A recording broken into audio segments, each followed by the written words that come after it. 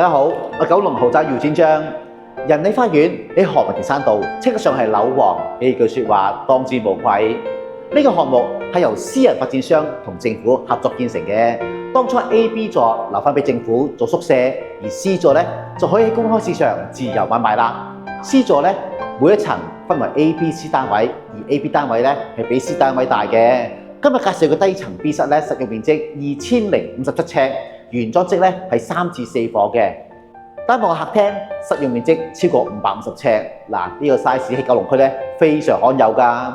大家睇完片想睇下俾電話我，九龍豪宅姚展章，電話902-596-9026-6666。好啦，唔阻你時間啦，即刻繼續細心欣賞落去啦。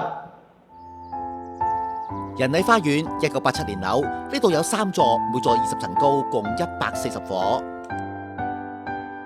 今日要介紹嘅係 C 座中層 B 室，單位實用面積2057尺，現狀係套4房，有公民套房，附帶2個有蓋車位。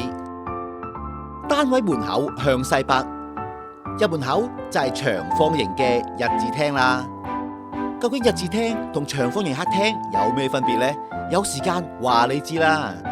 廳向西南，外邊有個小露台，露台望出去係屋苑泳池景，近景係何文田街，遠景望到 ICC 同太平山。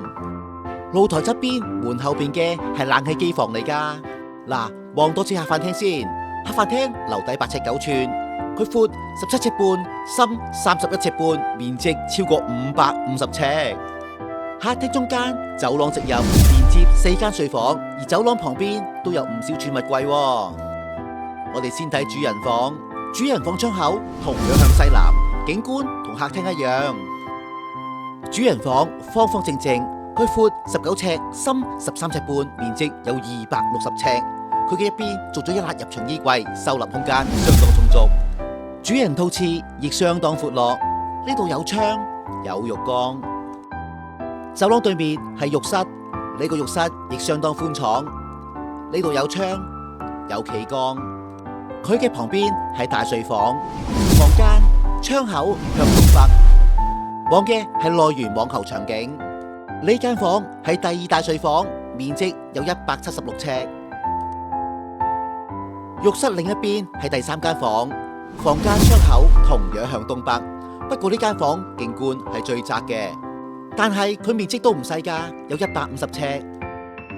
第4間房原積係冇嘅，不過大部分人揀嚟做書房。